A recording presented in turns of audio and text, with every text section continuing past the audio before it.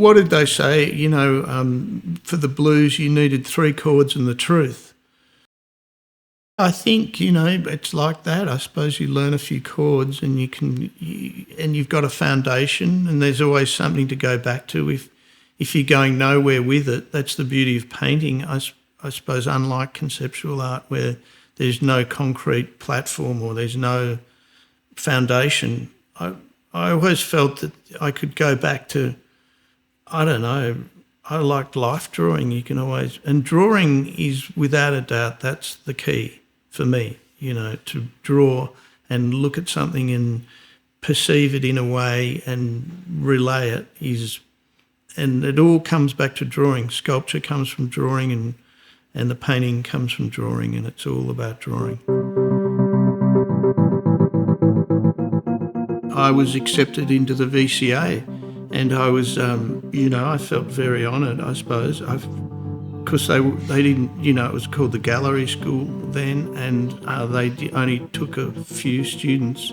I thought art school was good in the respect that you'd get to meet other students, and I met a lot of painters there, and I knew other people who hadn't been to art school, and they sort of said it's, there's no point, but it was incisive to go there because you knew how it operated and you knew what maybe you weren't missing out on or you were missing out on if you hadn't have gone. And I think the ones who didn't go kind of regretted it in a way. And in the second year of art school, I was looking for a bigger place to work, and I'd made friends with a few artists. And we established Raw Studios pretty much. It started as an old boot factory and turned into studios, but it was sort of too good for studios, and it turned into a gallery, which was terrific because you could sort of put your work up and, you're already exhibiting your work.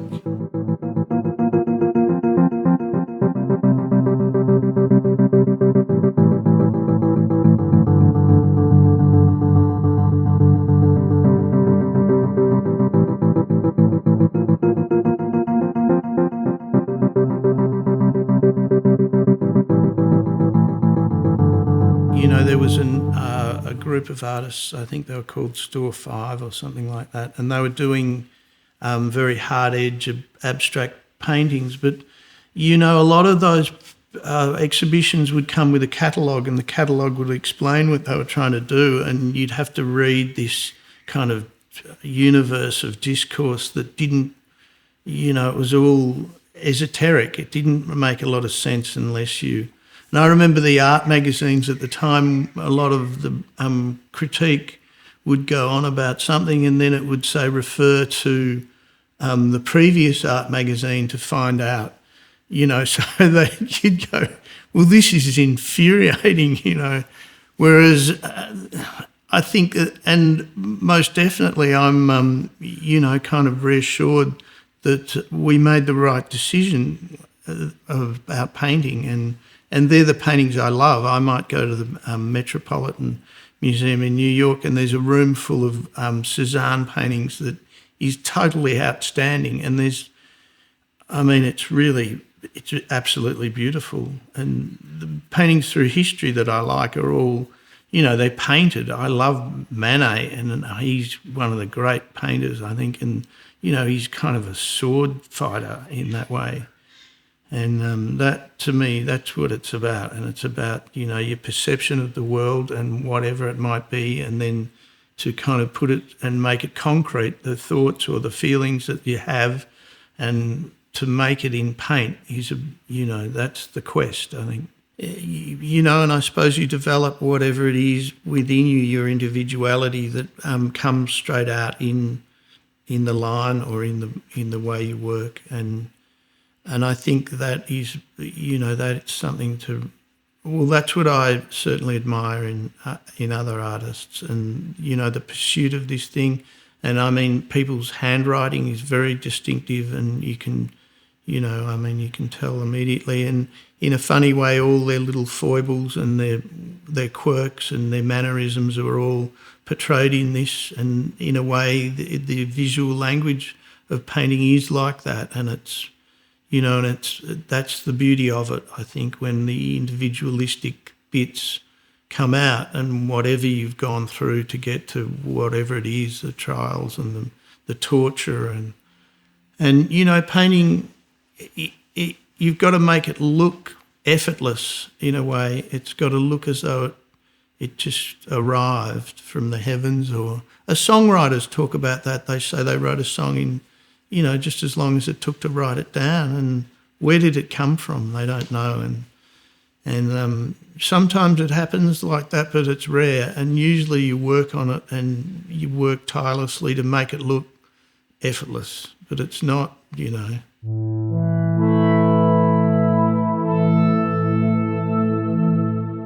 I suppose they say it's like dreaming, where whatever's happened to you in the day is kind of condensed, or it's sort of put in different form in the dream, so you can make sense of the crazy world we live in. And drawing's a bit like that, I think, and it's sort of putting things together, and it, you can go anywhere with it. There's no constraints. And I mean, everything, your car comes from a drawing, the building comes from a drawing, the opera house was a little squiggle on the napkin, it's all drawing. And there was a nice documentary on Frank Gehry, and he said when he was an architect, they were doing AutoCAD, or everything was on the computer, and he started hanging around with artists because they were drawing again. And, the essence of the creation is in the fundament of drawing.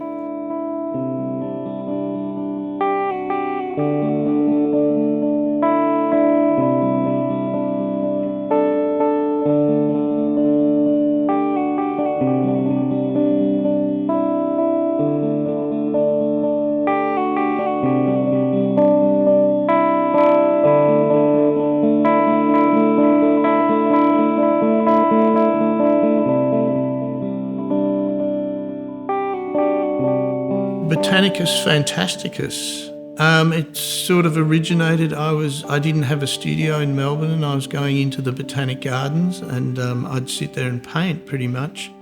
And I found it quite ironic that everyone goes to the Botanic Gardens, but they just run around it. No one goes in it.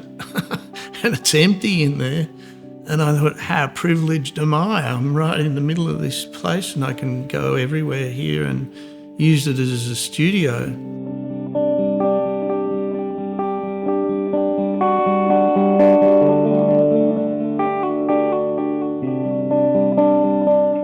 And then the paintings sort of came out of that. The original ones were,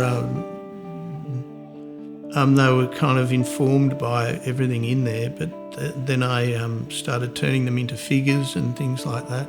Maybe a little bit surreal, but I was also thinking of that 16th century painter Arcimboldo, and he did those weird heads made of fruit and things like that. And I didn't really look at it. I just remembered seeing these things. And years ago, I made all these sculptures out of fruit and vegetables that were stuck together to make figures. And I suppose the idea, it was sort of already there. And sometimes, I don't know, there's an old saying that the fruit takes a long time to grow and it drops suddenly. So that's what happened. I just went for it, and had a show here at the Fox Gallery, and that was it.